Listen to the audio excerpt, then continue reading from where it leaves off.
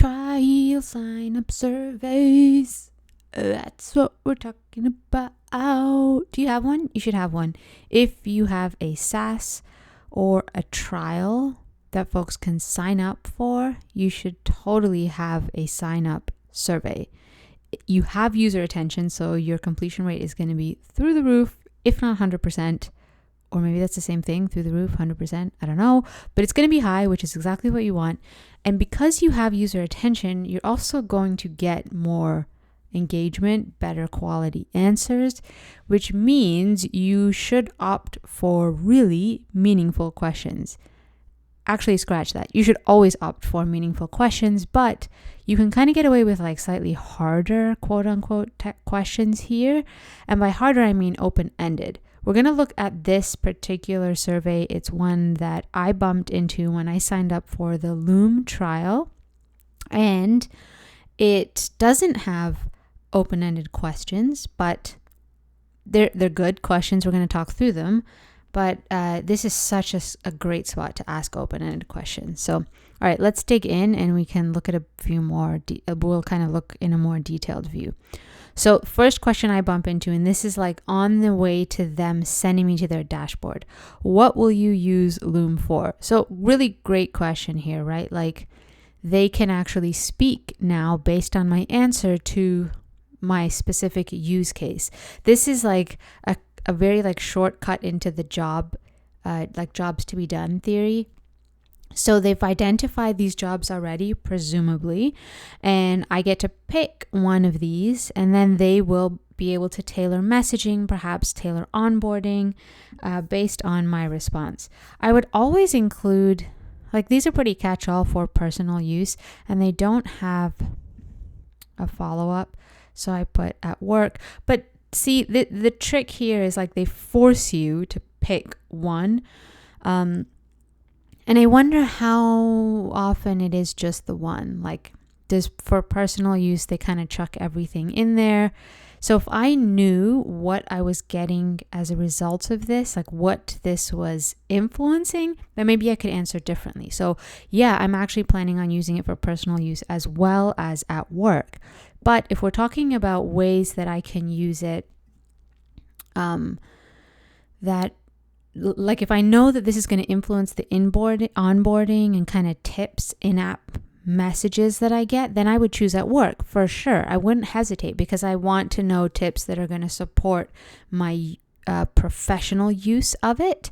So having some language would help there. Like, you know, your answer will help inform X.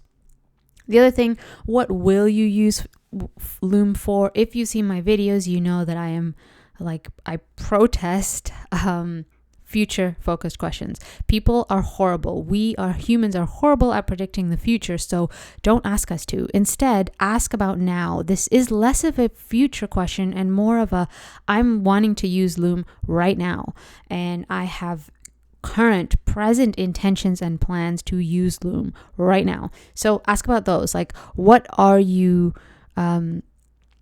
do you plan to use Loom for? Or what are you scratch that. See, it's a tricky thing here, right? Because you are asking about the future, but you're trying to ask about the present, about the future. So there's a difference between what will you use Loom for versus what do you plan, present tense, to use Loom for? What do you want to use Loom for? All of those are like present, future, about the future, but in the present. So you really want to be careful there, because when they ask me what will I use Loom for, now I'm sort of like, okay, I'm sort of thinking through what I'm going to use it for, and I start trying to want to broaden this category of what I'm going to use it for. So, because I don't know. I mean, I don't want to commit to a particular answer. Whereas when you ask, like, what do you plan to use it for? What do I want to use it for? It forces me to just look at right now. Like, oh, I'm doing this for work. So then my answer is much easier. It's a question that's closer to my current experience. That was a mouthful. Hopefully it made sense. All right, so present tense and a rationale, which is going to help individuals pick. All right, let's skip ahead. Okay, cool. I just wanted to check that was the actual next question. Who do you want to share videos with? So this is great, right? They have a specific question that is a follow-up to my initial response, which said at work. Now they're asking, who do you want to share videos with? So this is interesting. I'm curious about like how this question impacts my experience. Will this impact onboarding? I haven't actually seen that. And maybe it's like a data point for them. Maybe it's just language that they're collecting. I'm really curious about this question. So things like this can seem useful. And I'm not saying it's not useful. I don't know how it's being used internally, but I want to urge you against asking questions that seem useful, seem to have some utility, but they're actually not usable. Like the information and the data that you're getting is not usable. It's not driving anything internally. It's not filling a gap. It's not informing anything. It's not supporting anything. So you want to be really, really careful when you have questions that they're tied to something. Research that isn't being used is like, does it even exist? Not really, right? Like it's just floating around data. So you want to anchor everything you're asking into a use case. Does it have utility? What is that utility? And that's going to drive the types of questions that you ask. So here they have a check all that apply option.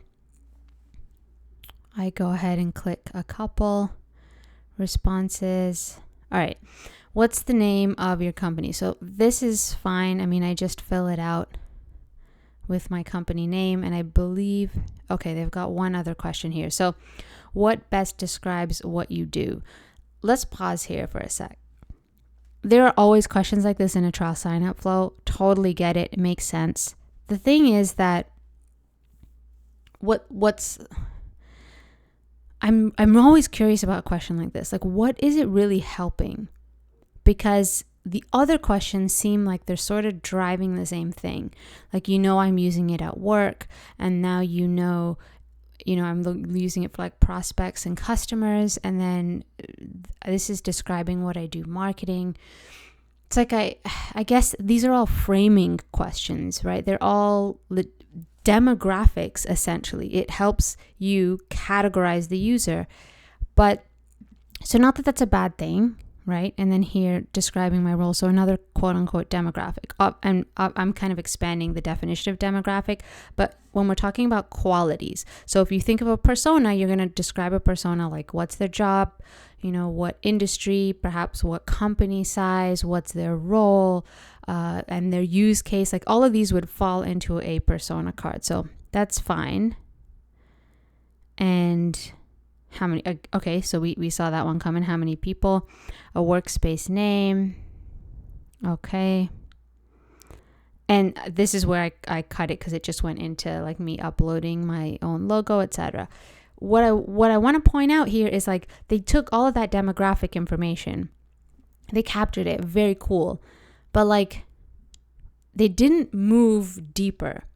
There weren't any questions that really went further. So like, what is it that you want to achieve with Loom? What is it that what are the goals? What is the desired outcome? When you can pin an app, a SaaS with an outcome, well, now your messaging is not just aligned on the fact that like, oh, okay, it speaks to my marketing use case and it speaks to the fact that I want to use this for work. Now the software and the user can be aligned on a goal.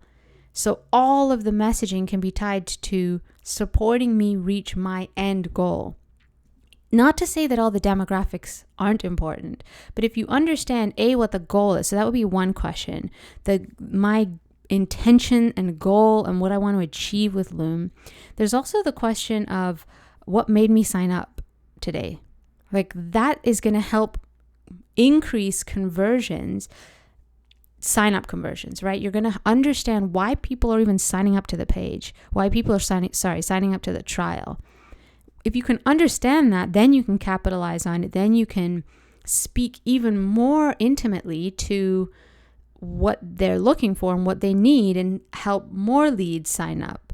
and actually help them complete and achieve some goals within their trial, right? So now you have synced up the software with like a very intimate goal and intention and their personal use case that isn't through like filling out, a toggle like multiple choice question. So really take advantage of asking open-ended questions here, because this is an opportunity where this is like, I can tell you why I'm here. And when you force fit only multiple choice, that you lose the opportunity to find out why your user is really here, not why you think they're here, which is what a multiple choice is, right? The multiple choice is why I think you're here. And so I've given you preset answers. Fantastic. It makes it less work for me. But if my personal answer doesn't fit into one of these categories, you've lost the opportunity to better understand and get even closer to the user. Now, of course, there are instances where there's like an other option, right? And then other becomes a catch-all. So you can get away with multiple choice that doesn't fit because you have this as an additional option. But these are really two powerful questions that you can ask in a sign-up survey. Like, what is it that you want to achieve with this app, with Loom in particular? And what made you decide to sign up with Loom today? And have those as open questions. In those answers, you're probably going to find out what the use case is, what their quote-unquote job is, what their role is, what their industry is. You can still ask those questions anyway if you want that kind of actual clarity, which isn't a bad thing. But don't miss this opportunity for the open-ended insight, the kind of insight that, like as a user who is signing up for this, I'm thinking about it right now. I'm thinking about what I want to use Loom for. I have a very specific instance, which is driving me to sign up right now when I've known about Loom and hadn't signed up yet. And that's really powerful, right? Like that's some real juice in there. That's the kind of data that you're not going to get from a survey that is only multiple choice or and not open-ended. So really leverage that opportunity. This like trial sign up opportunity is a golden one. Make good use of it. Hope that was helpful. My name is Hannah. I am a customer researcher. You are listening to the Surveys Project, where I tear down surveys. If you have questions, comments, surveys that you want me to tear down, throw them in the comment section and I'll reply there. If you like this video, please give it a thumbs up. It's a great way to let me know if you're into this content and support me, and subscribe if you are all into surveys and want more insights like this. See you back here soon. Bye.